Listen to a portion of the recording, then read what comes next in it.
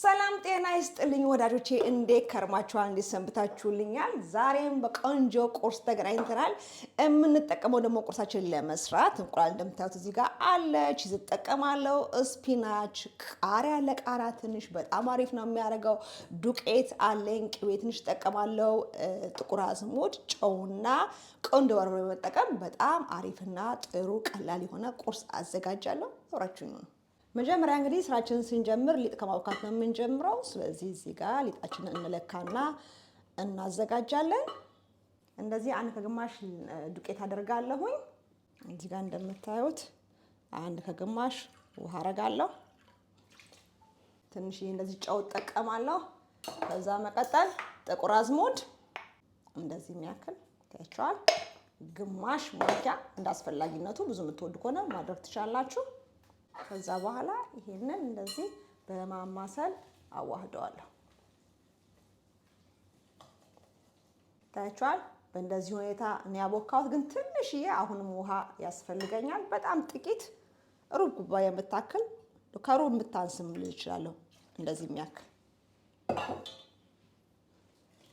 ስለዚህ አሁን ለአንድ ከግማሽ ኩባያ ዱቄት ለሁለት ሩብ ጉዳይ የሚሆን ምናምን ውሃ ተጠቀመን ማለት ነው። ታያችኋል። በዚህ ውፍረት ሲሆን ታበቃላችሁ። ሳሳ ያለ ስለምንጋግር ይበቃዋል። ከዛም ጣራችንን እንለኩሳለን። ከዛ ይታያችኋል ሲሞቅልኝ ምጣዱ ወይም ሲሰማልኝ 280 ላይ ቀነስኩት ቴምፕሬቸሩን። በመቀጠል ትንሽ ጨው አረጋለሁ እንደዚህ። ከዛ ትንሽ ተወት አረገውና እንደዚህ ጥርግ አረገዋለሁ እንጂ አላስሰውም ምጣዱን። ታያችኋል። እንደዚህ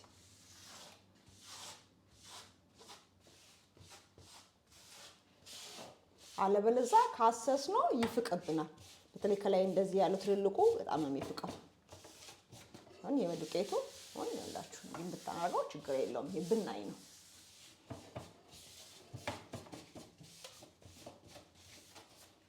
እናደርጋለን። ከዛ ቅድም ያቦካነውን ሊጥ እንደዚህ አድርገን እናፈሳለን።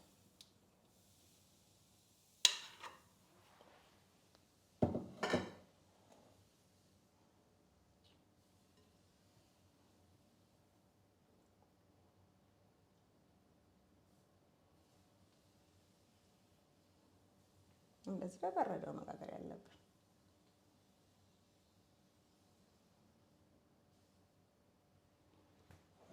እንደዚህ እናደርጋለን። ከዛ እንከድነዋለን። እሱ ደግሞ ቀስ ብሎ እስከሚበስል ድረስ ምን እናደርጋለን እኛ እዚህ ጋር ይቅርታ ቪዲዮ እየቀረጽ መስሎ የነበረ እየቀረጽ አይደለም። በአጋጣሚ ምንድነው መሰላችሁ እንቁላሌን መታሁኝ። 5 እንቁላል ያደረኩትኝ። ከዛ ጨውና ቆንጆ በርበሬ ብቻ የጨመርኩበት። ከዛ አሁን ደግሞ የሚቀጥለውን ግብአት እንጠቀማለን። ምንድነው የሚቀረን? እዚህ ጋር ስፒናች አለኝ። ስፒናቹን እንደዚህ ምንም አያስፈልጋችሁም። ያን ያህል ብዙ ምንድን ባለው መከታተፍ አያስፈልጋችሁም። እንደዚህ አድርገን እንጠቀማለን። ከዛ ቃሪያ ቅድም ያሳየኋችሁ እንደዚህ እንጨምራለን። ከዛ በቃ ይሄን አብሮ መለዋወስ።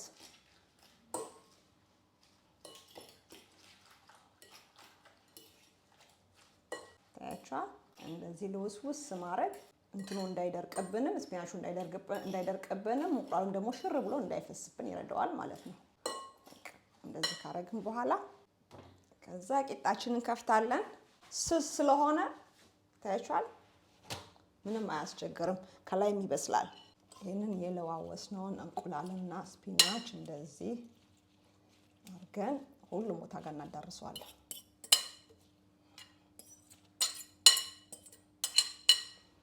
ታያችኋል። እንደዚህ እናደርገዋለን። ጨው አለው፣ ቆንጆ በርበሬ ያለው። ከዛ መልሰን ከድነዋለን። ከዛ ከአንድ ከሁለት ደቂቃ በኋላ እንከፍተዋለን። በእንደዚህ አይነት መልኩ እንቁላሉ ይበስላል። ላሳያችሁ። ታያችኋል። እንትን አይደለም፣ እንዲህ ውሃ ነገር አይደለም፣ በስሏል። ስለዚህ ምን እናደርጋለን መሰላችሁ? በእንዲህ እንዳለ ቺዙን ከላይ እናደርግበታለን። እንደዚህ የምትፈልጉትን የቺዝ መጠን አርግትሻላችሁ። የምትፈልጉት የቺዝ አይነት እኔ ተጠቀምኩት ጉዳ ነው። እንደዚህ እናደርጋለን። እንከድነዋለን መልሰን።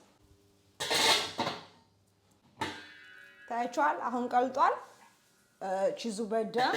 ስለዚህ ምን አረጋለሁ መሰላችሁ? እንደዚህ አጥፈውና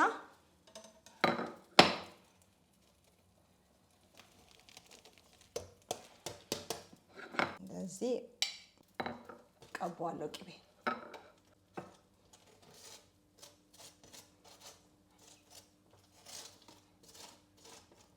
እንደዚህ ከቀባችሁት በኋላ ቀስ ብላችሁ በዚህ ጋር ደግሞ እንደገና ትቀባላችሁ ማለት ነው። ከዛ ጥብስ የተደረገ አሪፍ ቂጣ እንቁላልና ቺዝ ስፒናች ያለው ታገኛላችሁ ማለት ነው። የቂጣው መጠበስ የሚያስፈልገው የቦካ ሊጥ ስላልሆነ እንደ ላስቲክ እንደዚህ ጥርሳችሁ ላይ እንደዚህ በጣም ድርቅ ያለ ወይም ደግሞ ምንድነው የሚባለው ወይ ተቃጠልኩላችሁ። ይሄ በቃ ምንድነው ለመታኘት የሚያስቸግር አይሆንም ማለት ነው። ለዛ ነው ቅቤ የምናደርግበት። እንደዚህ እናደርግበታለን። ፈጣይር ማለት ነው በሌላ አማርኛ በቀላሉ ይበቃዋል። ከዛ በዚህ ጋር እንገለብጠዋለን። ያችሁ እንደዚህ ዋው! አሁን ይበቃዋል። በእንደዚህ አይነት መልኩ ከተጠበሰ ታያችኋል። እንደዚህ እናወጣዋለን።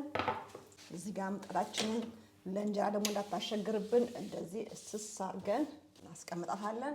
እናቅላለን ይሄን እስከትበርድ ድረስ። አሁን እንቆርጠዋለን። እስቲ እንደዚህ ታያችኋል።